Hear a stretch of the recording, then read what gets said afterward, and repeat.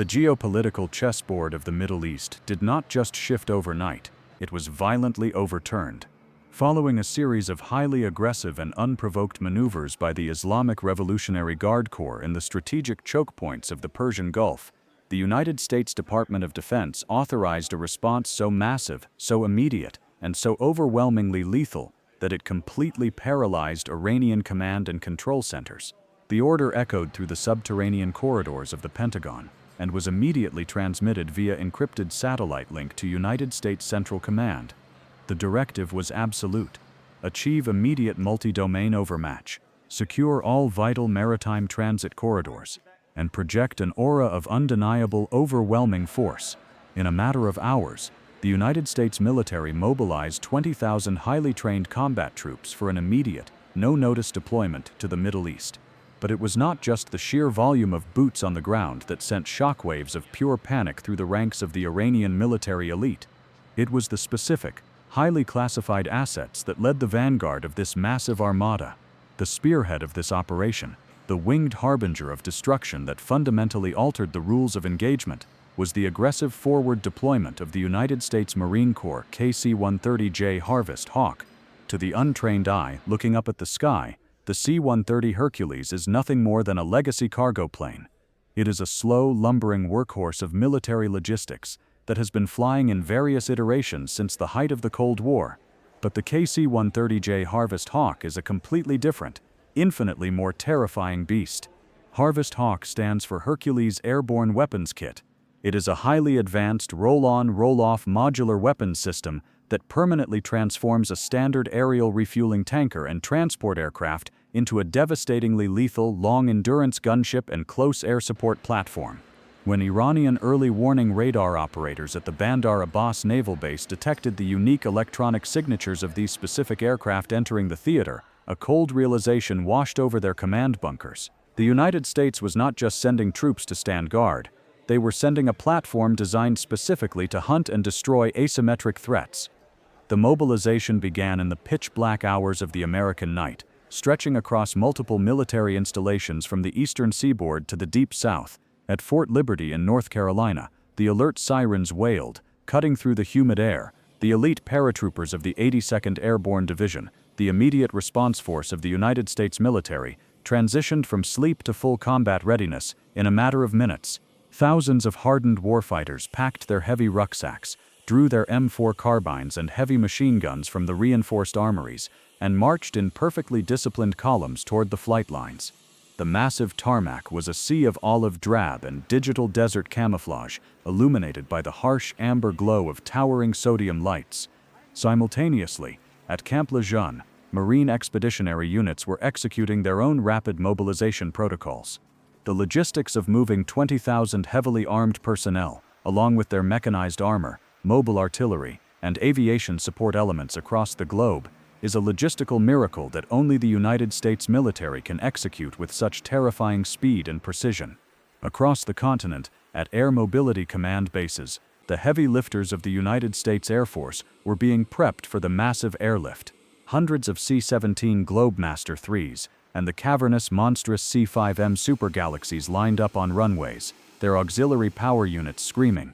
Inside the massive echoing cargo bays of the Super Galaxies, highly trained loadmasters were utilizing heavy-duty titanium chains to strap down the backbone of American ground superiority.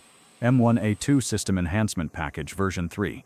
Abrams main battle tanks, tipping the scales at over 70 tons of depleted uranium armor and packing a 120mm smoothbore cannon, were rolled into the bellies of the aircraft. Alongside them were Bradley fighting vehicles, Stryker combat vehicles, and heavily armored mine-resistant ambush-protected trucks. The heavy metallic clanking of tank treads on the aluminum loading ramps mixed with the overpowering smell of JP-8 jet fuel and heavy machine grease, one after another. In a sequence known as an elephant walk, the heavy transport aircraft roared down the runways. Their massive turbofan engines tore through the night sky, fighting gravity to lift millions of pounds of steel, explosives, and human resolve into the atmosphere, forming an unbroken airborne bridge of firepower stretching from the east coast of the United States straight to the Arabian Peninsula. But as the Heavy Airlift Command began its long transatlantic journey to deliver the massive 20,000-troop ground force, the tip of the spear had already arrived in theater. The Marine Corps KC-130J Harvest Hawk squadrons touched down under the cover of darkness at highly classified forward operating bases deep in the Middle East. As soon as the massive tires hit the tarmac, ground crews and ordnance technicians swarmed the aircraft. There was no time for rest. The brilliance and the terror of the Harvest Hawk system lies in its extreme modularity and rapid turnaround time. Mechanics and weapons technicians worked with practiced, surgical precision to integrate the lethal weapons payloads onto the airframes. Underneath the left wing, replacing the standard external auxiliary fuel tank, the ground crews mounted a heavy quad rack of AGM-114 Hellfire missiles.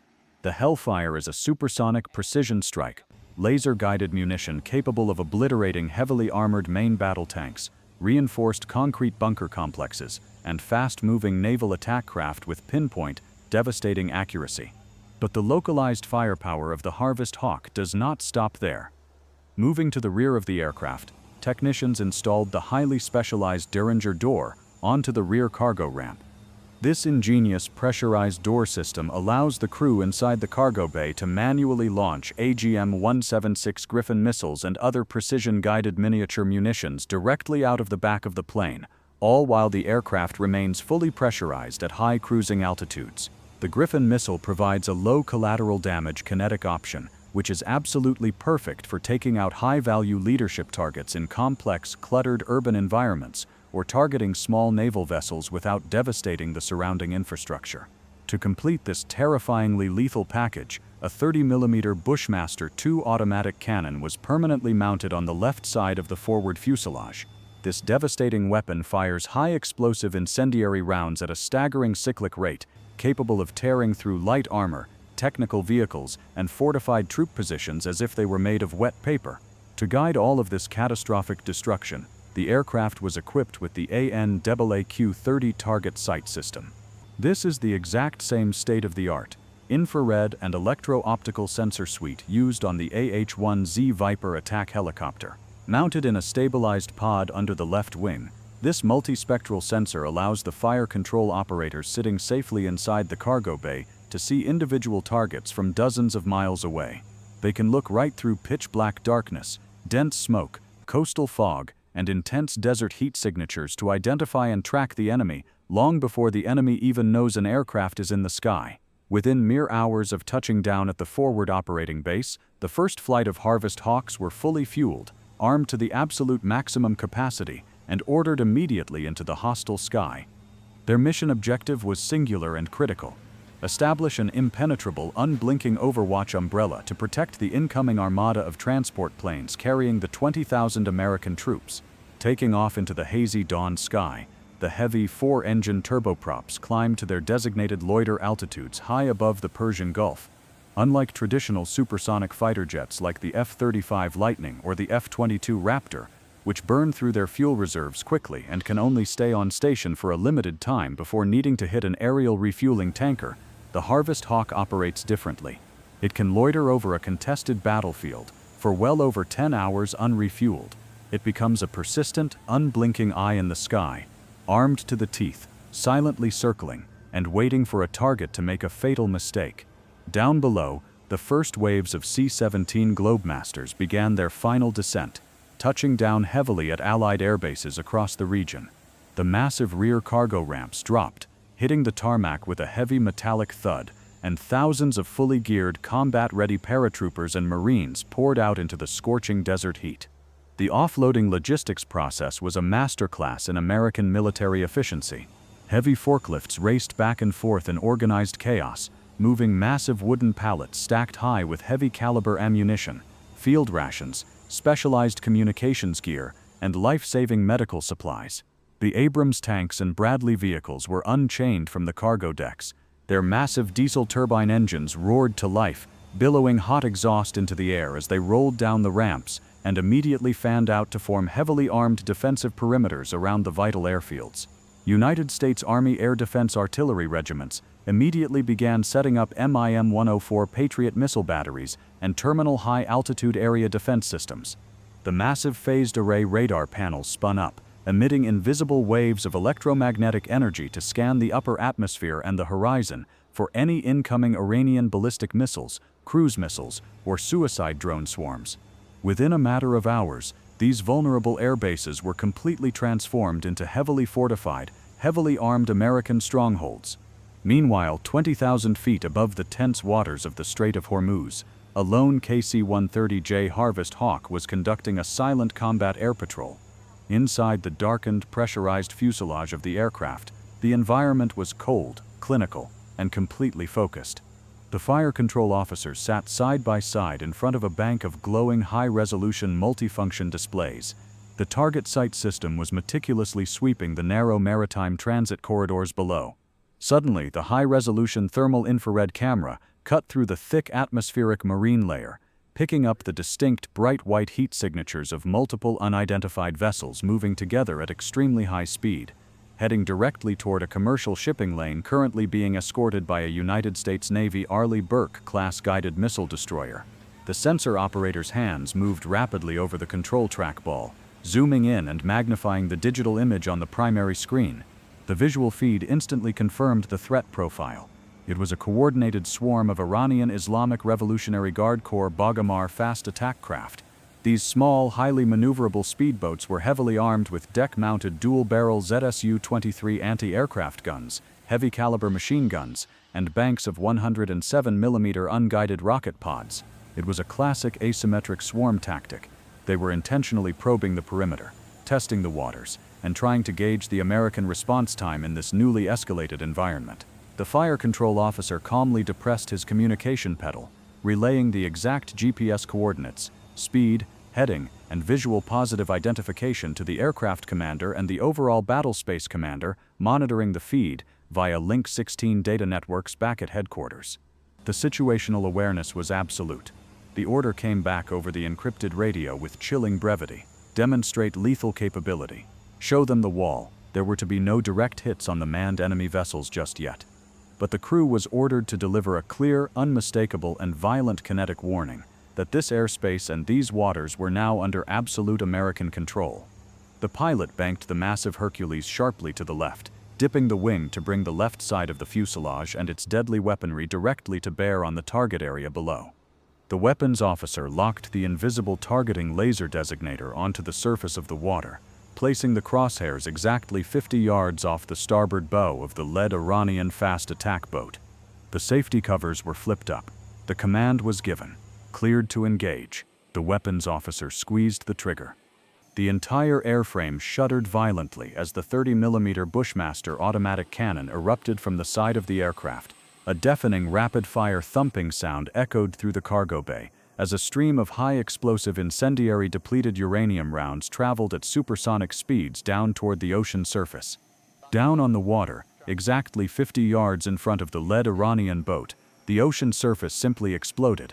A violent, massive geyser of boiling water, blinding fire, and razor-sharp shrapnel erupted into the air, creating an impenetrable wall of kinetic energy exactly in the path of the approaching swarm. The sheer, overwhelming concussive force and the terrifying pinpoint accuracy of the strike, descending from a completely unseen aircraft flying miles above the cloud deck, sent an immediate, paralyzing message to the crews below. The reaction was instantaneous. The Iranian fast attack craft immediately cut their throttles, the boats violently pitching forward as they decelerated from maximum speed. The thermal heat signatures on the Harvest Hawk's multifunction displays showed the chaotic scramble. The boats were turning sharply, breaking their attack formation and retreating back toward their hidden coastal bases at maximum speed. The panic inside the Iranian command structure was entirely real. The terrifying realization had finally set in. They were not dealing with a standard F-18 fighter jet that would drop a bomb and fly away, or a drone that could be easily jammed. They were being hunted by a massive, heavily armed flying artillery battery that could track their every single move in high-definition thermal optics and obliterate them from existence before they even heard the sound of the engines. Back on the ground, the massive American military buildup continued completely unabated by the incident at sea. Heavy armored columns of M1 Abrams tanks and Bradley fighting vehicles moved out from the secured air bases, kicking up massive plumes of desert dust as they established forward operating positions and strategic choke points deep in the arid terrain. Heavy attack helicopters, Army AH-64 Apaches, and Marine Corps AH-1Z Vipers began their aggressive perimeter sweeps. They flew low over the sand dunes, their chin-mounted chain guns tracking every anomaly on the ground to ensure the logistics routes were absolutely secure. The massive logistical tail was now fully established. Massive tactical fuel bladders were filled, heavily guarded ammunition dumps were organized, and hardened command and control centers were fully operational and tied into the global satellite network. 20,000 highly trained, fully equipped, and deeply motivated American warfighters were now firmly dug in, supported by the most technologically advanced and lethal artillery, heavy armor, and integrated air defense systems on the planet. The rapid deployment of the KC-130J Harvest Hawk, operating in perfect synergy alongside a massive, heavily armed ground force, fundamentally altered the tactical reality for any adversarial forces in the entire Middle Eastern region. The unique ability to provide unblinking, persistent close air support, conduct deeply intrusive armed reconnaissance, and deliver devastating precision ordnance from a platform that can stay in the air from dawn until dusk creates an overwhelming psychological and physical deterrent. The skies above the Persian Gulf were now heavily monitored. The ground terrain was fully secured, and the strategic message was delivered to Tehran with absolute, unmistakable clarity. Any hostile action, any provocation, any attempt to disrupt the flow of maritime traffic or threaten Allied personnel would be met with an immediate, precise, and disproportionately devastating wall of American firepower. The Middle East had certainly seen massive troop movements and carrier strike groups before, but the unprecedented speed, the terrifying scale, and the specific highly lethal integration of the Harvest Hawk gunship system marked the dawn of a new era of power projection. It left hostile command centers paralyzed, scrambling to adapt their outdated tactics to a vastly superior, multi-domain force that had just locked down the entire theater of operations.